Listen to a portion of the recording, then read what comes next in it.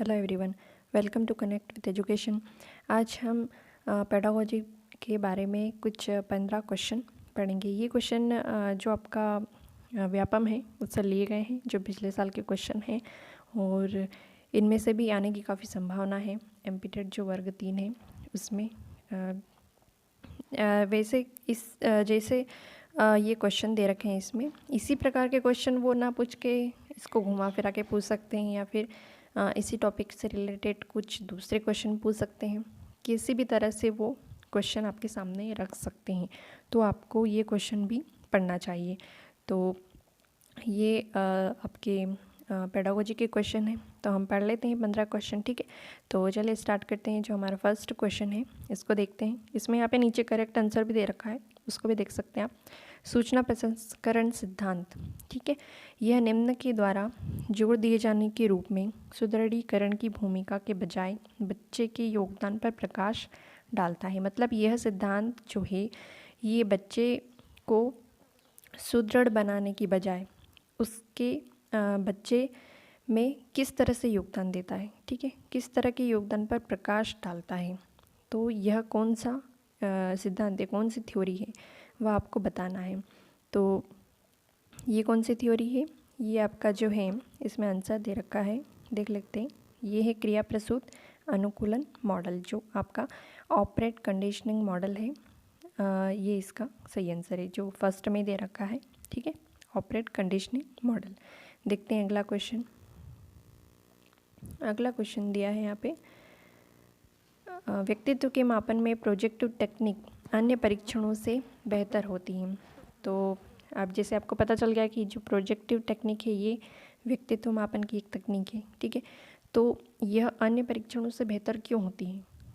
यहाँ पे ऑप्शन दिए हैं। उन्हें सहज रूप से प्रशासित किया जा सकता है, वे सांख्यिकीय विश्लेषण के लिए उपयुक्त हैं, परीक्षार्थी को नहीं पता कि वह अपने विचारों और भावनाओं को प्रकट कर रहा है, या फिर ऑप्शन 4 परीक्षण के परिणाम तत्काल उपलब्ध होते हैं।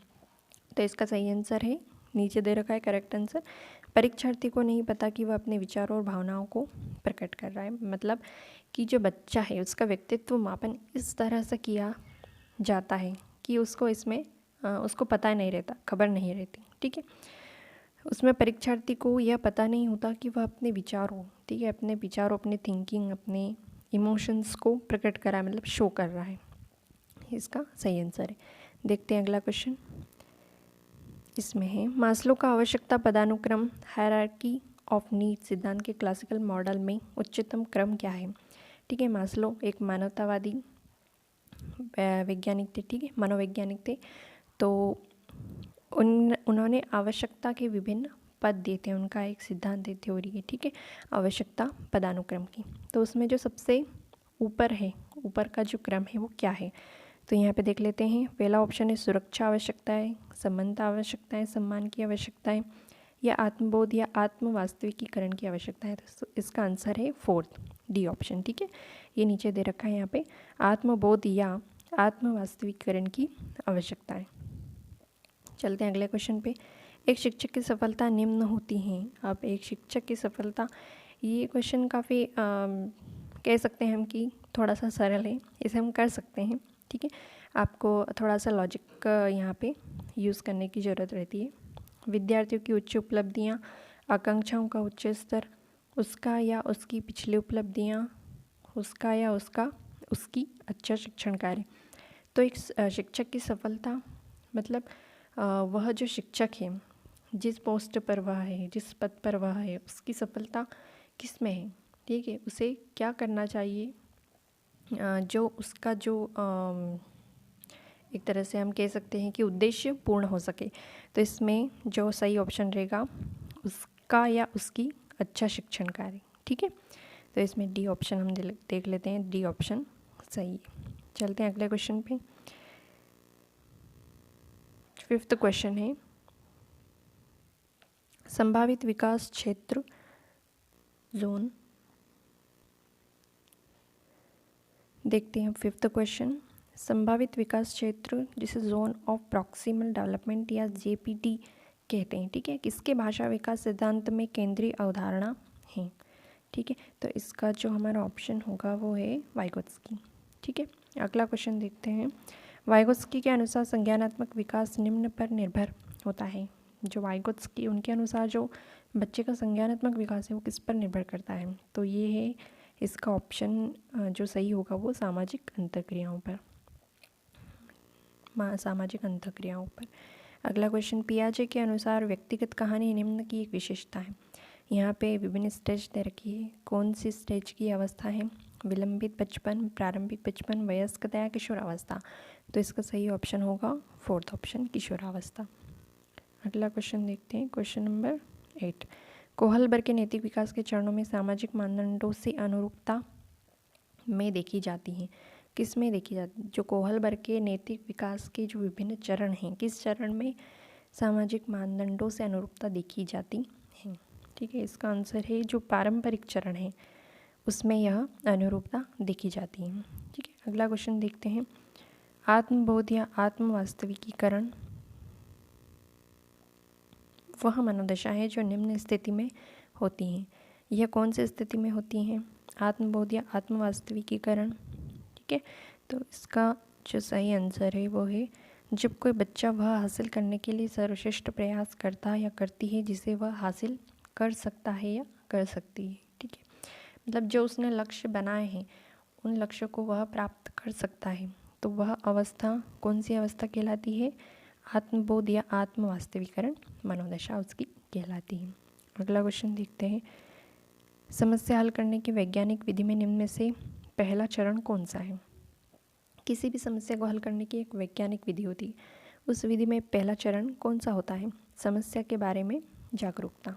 3rd ऑप्शन इसका ठीक रहेगा, क्योंकि हम जब तक समस्या के बारे में जागरूक नहीं रहेंगे तब तक हम किसी भी समस्या का समाधान नहीं निकाल सकते। ठीक है, तो इसका 3rd ऑप्शन आपका सही हो जाएगा। अगला क्वेश्चन देखते हैं।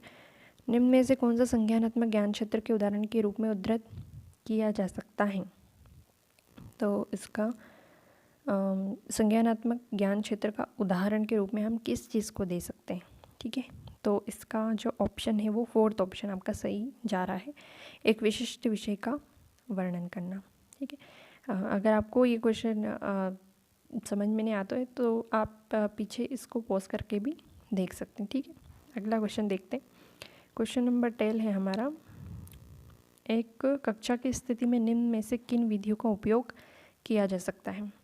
एक कक्षा की स्थिति में हम जो हमारी सरल से सरल विधि है, ठीक है, उस जिसका हम उपयोग कर सकते हैं वो है अवलोकन, ऑब्जर्वेशन। हम बच्चों की उनकी विभिन्न क्रियाओं को अवलोकन करके, ऑब्जर्वेशन करके हम उनकी स्थिति का पता लगा सकते हैं। ठीक है, अगला क्वेश्चन देखते हैं। निम्न में से कौन सा अधिगम का परिणाम नहीं है? अधिगम, दृष्टिकोण, कौशल, अवधारणा या परिपक्वता, तो यहाँ पे सही आंसर हो जाएगा परिपक्वता। परिपक्वता अधिगम का परिणाम नहीं है। अधिगम का परिणाम क्या हो सकता है? परिवर्तन। ठीक है, और परिवर्तन भी किस तरह का होता है? स्थायी परिवर्तन। अगर स्थायी परिवर्तन होता है तो वहाँ हम अधिगम को मान सकते हैं, लेकिन परिपक्वता नहीं होता, तो इसका आंसर है, नहीं पूछा है आपसे तो यहाँ पे परिपक्वता आएगा इसका आंसर। अगला क्वेश्चन देखते हैं। जब बच्चा निम्न प्रदर्शित करता है तो वाक विकार, स्पीच डिसऑर्डर जो है वो नहीं माना जाता है। वाक विकार मतलब बोलने की जो क्षमता है। ठीक है, जो बच्चा बोलता है तो हम किस चीज़ को वाक विकार के रूप में नहीं मान सकते? तुतलाना, अस्पष्ट उच्चारण करना, तेज़ी से लेकिन अस्पष्ट बोलना, धीमी या तेज गति से बात करना, या हकलाना और रुक रुक कर बोलना, तो इसमें हम किस चीज़ को एक डिसऑर्डर के रूप में नहीं रख सकते? तो वो है धीमी या तेज गति से बात करना, क्योंकि हम धीरे बोलते हैं, तेज गति से बोलते हैं, तो ये हम किसी परिस्थिति के अनुसार बोल सकते हैं, इसका किसी डिसऑर्डर से लेना देना नहीं है। ठीक है, अगला क्वेश्चन और आज का हमारा जो आखिरी क्वेश्चन है वो देख लेते हैं हम, क्वेश्चन नंबर 5। लेकिन इसे व्यापम ने कैंसल्ड माना है, तो आप इसको पढ़ भी सकते हैं, नहीं भी पढ़ सकते हैं, कोई बात नहीं। ठीक है, तो देख लेते हैं। रोशार्क का स्याही का धब्बा परीक्षण है, परीक्षार्थी प्रत्येक कार्ड को कब तक रख सकता है? इस परीक्षण में जो परीक्षार्थी जो बच्चा है वह कार्ड को कितने टाइम तक रख सकता है? तो यहाँ पे इन्होंने इसका आंसर सही माना है, वो है 5 मिनट। ठीक है, तो ये हमारे 15 क्वेश्चन हो गए। इसी तरह से आपके और भी मैं जो प्रीवियस ईयर के पेपर है वो अपलोड कर देंगे, आप ज़रूर देखिएगा। और अगर ये वीडियो अच्छा लगा हो तो हमारे चैनल को लाइक सब्सक्राइब करें, और वीडियो अच्छा लगा हो तो लाइक और शेयर ज़रूर करें। Thank you.